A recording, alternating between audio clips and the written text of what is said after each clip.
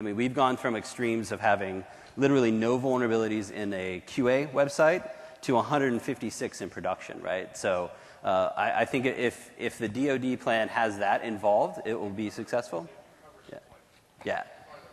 So deployment and testing on a continuous basis in production. So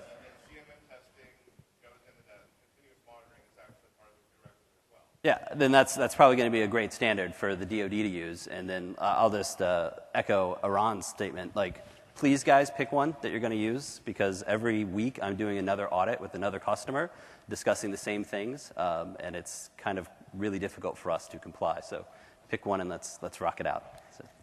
And just to add, not specific on that, but on application security, right? As an industry, we've done, regardless of the cloud, we've done a really great job at building infrastructure security professionals.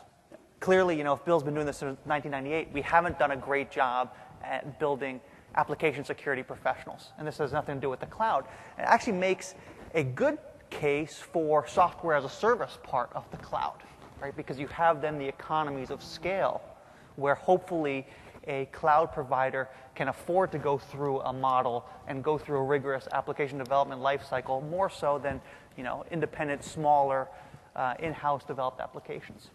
I frankly think it's a bit embarrassing that the latest version of the OWASP top 10 vulnerabilities look so much like previous versions as well. Have we not made any progress here? Or? Yeah, exactly. Did you have a follow-on, Marlon?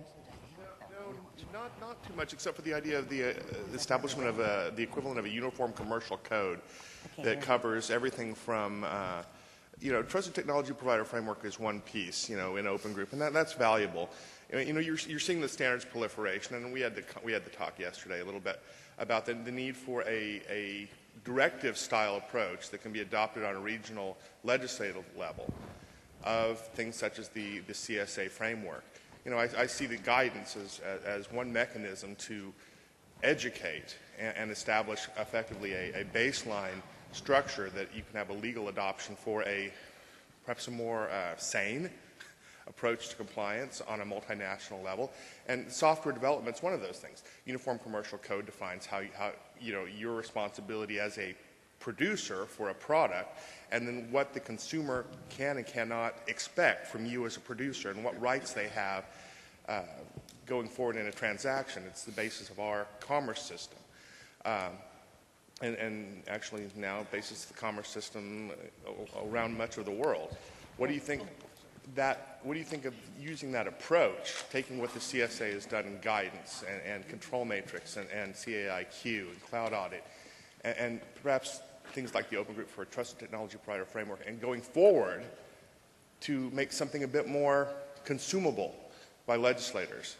Yeah, I mean, I think that'd be a great idea as long as kind of at least most people agree on it.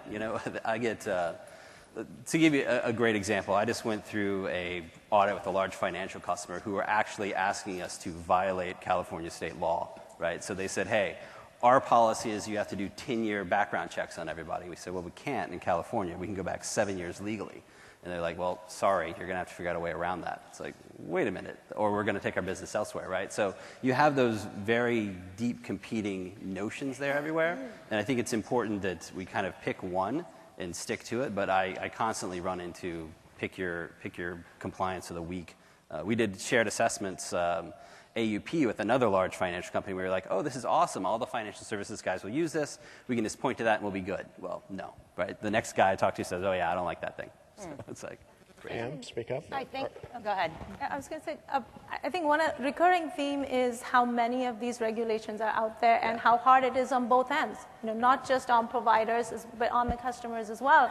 So I think, getting a little bit away from the deep security and compliance aspect, I think there is as much role for process and managing all of that and pulling it together. And given that there's a GRC acronym in the title for this panel, it sort of speaks to the utility or the place for a GRC system. So while you have all of this infrastructure and intelligence and how you're designing and managing your security and your compliance, pulling it into a system that helps you practically manage it as well as communicate it to the world outside of security, the rest of the business that's impacted by all of this process becomes really important. Because I don't think, we're gonna go on for many, many years, and there will likely not be one standard to comply with ever. Don't crush my dreams.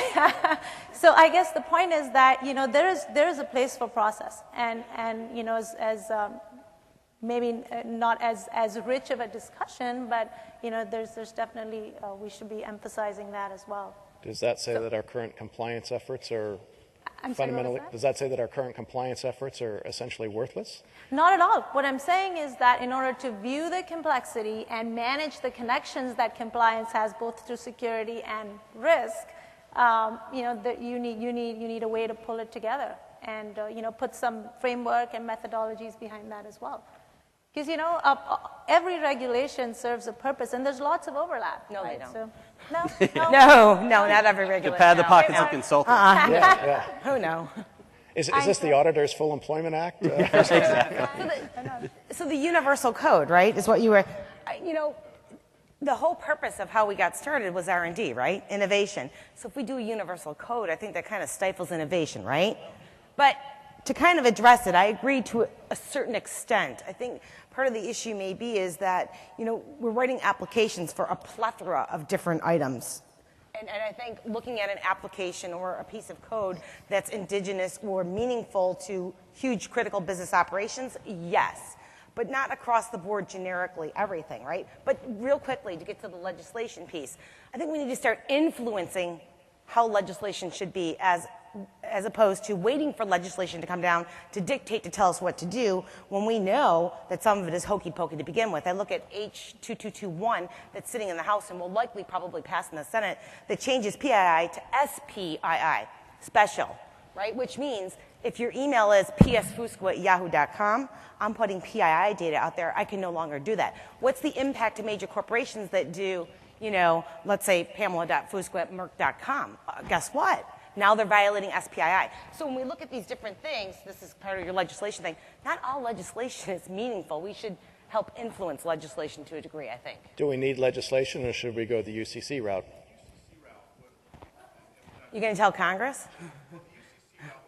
What came about in 1952, because the transaction of real property before that, real estate, for example, was the primary consumable good, and then companies and Ford, the railway system, and J.P. Morgan, and I'm trying to remember how many. There was a consortium of, I think, Mellon came together and realized that the transfer of real property was a limited market, and they had to define a new type of property. That new type of property became effectively non-real property, what we consider transitive property, like this, something that I can take across state lines. I think what the paradigm shift that I'm recommending is that we look at data, or PII or PSI, as a new type of property. I agree. It's an asset. And define new rules for that transitive nature of that type of property in a cross-border environment. We have to change the paradigm of how we think about data and what data is and how we value it. Sorry. That's different than the application question, though. Now we're talking about the data that's put into the application, right? I'm with you on that 100%. I think the data is the real issue. If we could understand data categorization and the who, the what, the when, the where, the why, and how, and that he is who he is, he's not some 5-year-old or a 50-year-old, I know who he is, then of course we're going to get somewhere, and I hate to say it, we probably wouldn't need a firewall anymore because we would know where the data is, what the data is, the non-repudiation. So we need to look at it, again, right, from the data, but I think we struggle with, is it important data? Is it not? And then we find out when it gets leaked that someone's going to raise their hand in California and go, hey, that was my birthday and everybody knows. Now it's an important issue, right? So there's a lot of things, different moving parts with the data integrity issue, I think. Please, question. Okay, so my question is, do you think users or businesses should even care about GRC? In other words, should they look at using these services as protecting themselves through contract, liability issues, and say, you choose whatever you want. That's fine. I just want to know whether I can get compensated if you screw up. And so from the user business side, where they say, have a long and healthy debate, but I really don't want to get into, ISO and, FedRAMP. That's for you internally. What would you recommend to users and businesses? Because in my organization, we're having this interesting debate where my position is becoming a little more on the liability side rather than getting into ISOs, et cetera. Maybe you feel differently.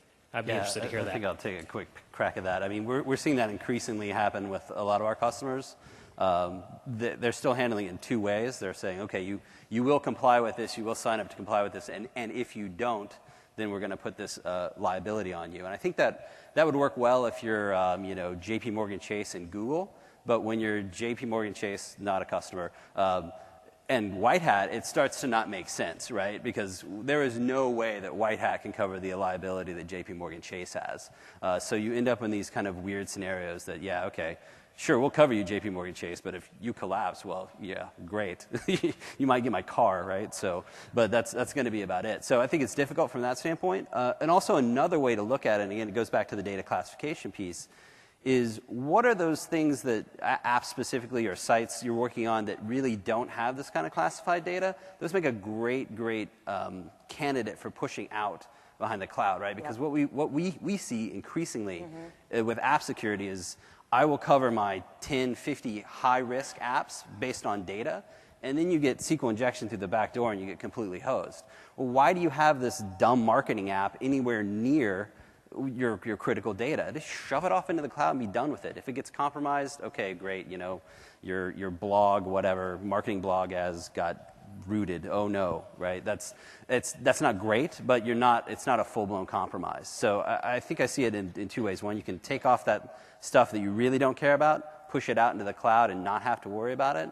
And then two, from the liability standpoint, we're seeing that, but it has to make sense that there's actually going to be some teeth and some recovery on the back end. So.